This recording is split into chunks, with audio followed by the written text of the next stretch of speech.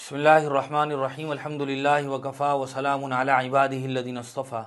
अम्मा बाद, मोहतरम सामीईन व नाज़रीन, दुनिया इस वक्त जिस सूरत हाल से दो चार है वो हर उस आदमी के सामने बिल्कुल वाज़ेह है जो आदमी सोशल मीडिया पर एक्टिव है। किसी के लिए भी ये बात बतौर ख़ास ढकी छुपी नहीं है कि दुनिया में एक अजीब किस्म का तूफ़ान है। बतौर ख़ास मुसलमान अंदरूनी और बैरूनी फितनों का शिकार हैं। मुसलमान मुल्क की सतह पर भी और आलमी सतह पर भी दोनों तरह के दुश्मनों से निबर्द आज़मा है। और जब हम इस सूरत हाल को देखते हैं तो हुज़ूर अकरम सल्लल्लाहु अलैहि वसल्लम की एक हदीस याद आती है। और सच्ची और हकीकी बात यह है कि इस हदीस को जब हम पढ़ते हैं और सुनते हैं तो हुज़ूर अकरम सल्लल्लाहु अलैहि वसल्लम की नबूवत की सदाकत मज़ीद वाज़ेह हो जाती है। हुज़ूर ने 1400 साल पहले जो बात इरशाद फरमाई थी, आज हम उस बात को सर की आंखों से देख रहे हैं और बड़ी स्क्रीन और पर्दे पर देख रहे हैं। हुज़ूर अकरम सल्लल्लाहु अलैहि वसल्लम ने इरशाद फरमाया था, यूशिकु अन तदाअ अलैकुमुल उममु कमा तदाअल अकलतु इला क़स्अतिहा, कि एक ज़माना आएगा कि लोग मुसलमानों पर इस तरह टूट पड़ेंगे जैसे भूखे लोग खाने के कटोरों की तरफ दौड़ते हैं। सहाबा इकराम ने इस बात को सुनकर बड़े ही हैरानी के साथ सवाल किया था कि या रसूलल्लाह, क्या उस ज़माने में मुसलमानों की तादाद कम होगी? अब मिन क़िल्लतिन नहनु यौमइज़िन या रसूलल्लाह। हुज़ूर ने फरमाया था, कल्ला बल अंतुम कसीर वलाकिन्नकुम गुसाउन कगुसाइस सैल, कि मुसलमानों की तादाद तो बहुत होगी लेकिन मुसलमानों की जो हैसियत होगी वो झाग के मानिंद होगी।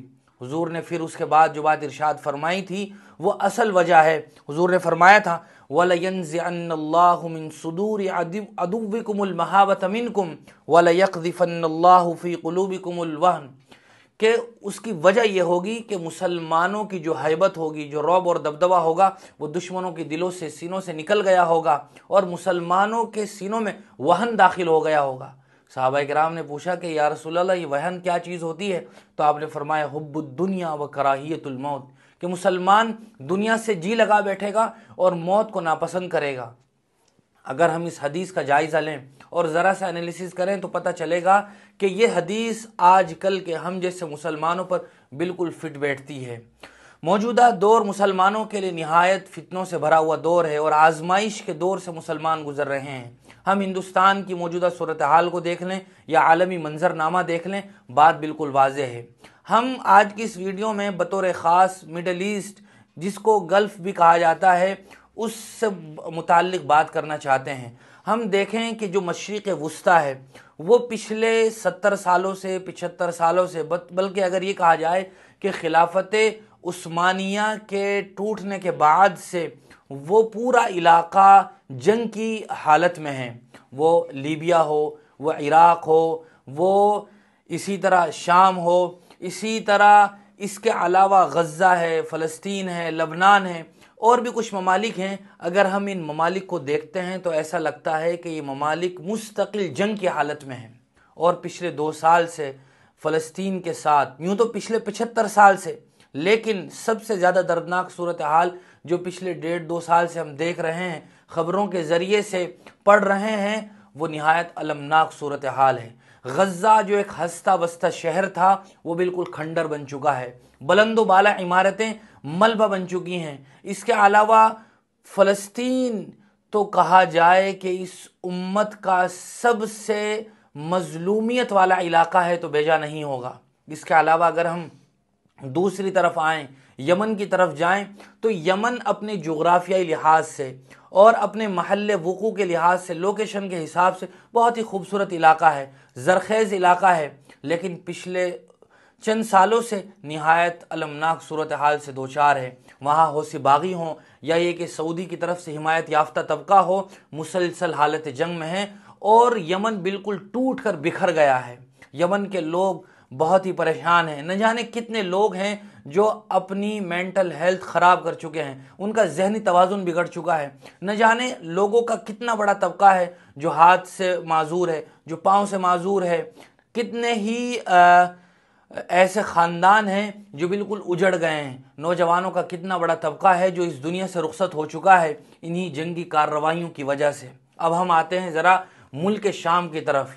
मुल्क शाम तो وہ علاقہ ہے، وہ ملک ہے جو پہلے ہی بڑھ چکا تھا 4 ملکوں میں۔ آج کل کا جو سیریا ہے، جس کو اردو میں شام بھی کہہ دیا جاتا ہے، وہ اصل شام نہیں ہے جو خلافت عثمانیہ کے وقت ہوا کرتا تھا۔ آج کا سیریا صرف ایک حصہ ہے اصل ملک شام کا، وہ 4 ملکوں میں بٹ چکا ہے۔ لبنان ہے، فلسطین ہے، جارڈن ہے، یہ اسی شام سے نکلے ہوئے ملک ہیں۔ سیریا اس کا صرف ایک حصہ ہے۔ بہرحال آج کل کا جو سیریا ہے اس پر پچھلے 50 سال سے ایک ایسا ظالم، جابر اور سفاک خاندان برسر اقتدار تھا جس نے وہاں کے لوگوں کا جینا دھوبر کر رکھا تھا، جو اسد خاندان کہلاتا ہے۔ پہلے حافظ الاسد تھا جس نے وہاں کی عوام پر بطور خاص سنی مسلمانوں پر ظلم و ستم کے وہ پہاڑ توڑے ہیں کہ الامان والحفیظ۔ پھر اس کی موت کے بعد اس کا بیٹا جو بشار الاسد کے نام سے پچھلے تقریباً 24 سال سے برسر اقتدار تھا، اس نے وہاں کی معصوم اور بے قصور عوام پر وہ ظلم و ستم کے پہاڑ توڑے ہیں کہ ہٹلر کی تاریخ بھی شرما جاتی ہے۔ لوگ جب ظلم کا تذکرہ کرتے ہیں تو جہاں کچھ لوگوں کے نام لیے جاتے ہیں ان میں ایک ہٹلر ہے، مسولینی ہے، اور بھی کچھ لوگ ہیں، لیکن جب ہم اس بشار الاسد کی تاریخ اور ہسٹری کو دیکھتے ہیں تو اس نے ان لوگوں کو بھی مات دے دی ہے۔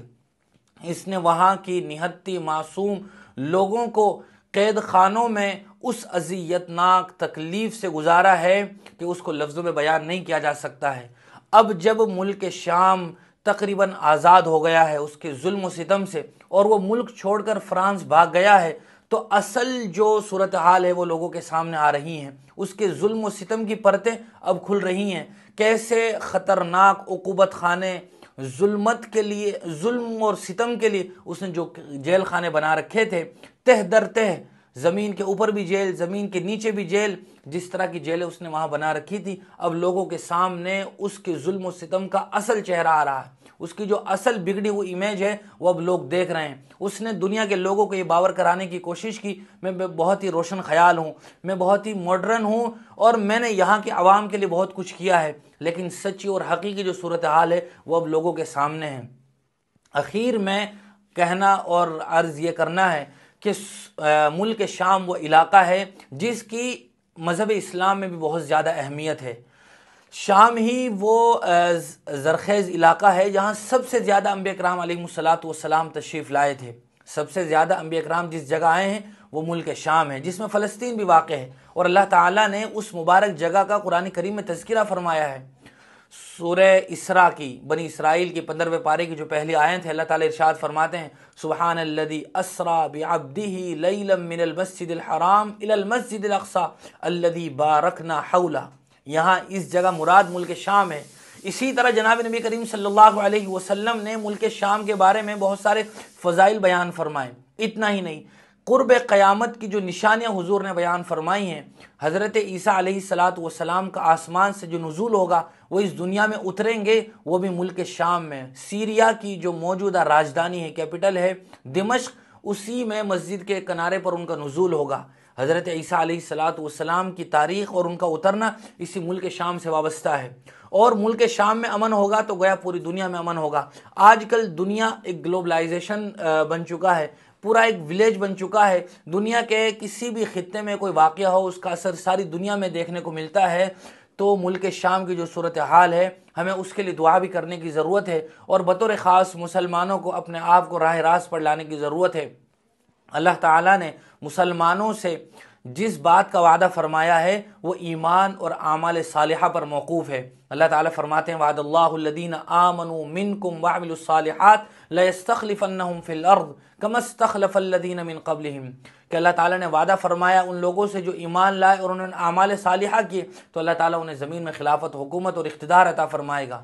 لیکن ہم دیکھ رہے ہیں کہ مسلمان جس ذلت اور پستی سے گزر رہا ہے وہ پچھلے کسی زمانے میں نہیں دیکھا گیا ہے۔ بہرحال ہمیں پوری دنیا کے لیے، اپنے ملک کے لیے، بطور خاص فلسطین کے لیے، سیریا کے لیے، عراق کے لیے، لیبیا کے لیے، یمن کے لیے دعا کرنے کی ضرورت ہے۔ اللہ تعالیٰ پوری دنیا میں امن و امان قائم فرمائیں، ہر ایک دوسرے کے حقوق کی ادائیگی کے ساتھ رہ رہا ہو، ظلم و ستم کا اس دنیا سے خاتمہ ہو جائے، اور انصاف کرنے والے حکمران، اپنے عوام کے حقوق کا خیال رکھنے والے حاکم اللہ تعالیٰ اس دنیا کے تمام لوگوں کو عطا فرمائیں۔ ہم سب اپنی انفرادی دعاؤں میں بھی ان تمام دعاؤں کو مانگتے رہیں۔ اللہ تعالیٰ یہ تمام دعائیں اپنی بارگاہ میں بے انتہا قبول فرمائے۔ وآخر دعوانا الحمدللہ رب العالمین۔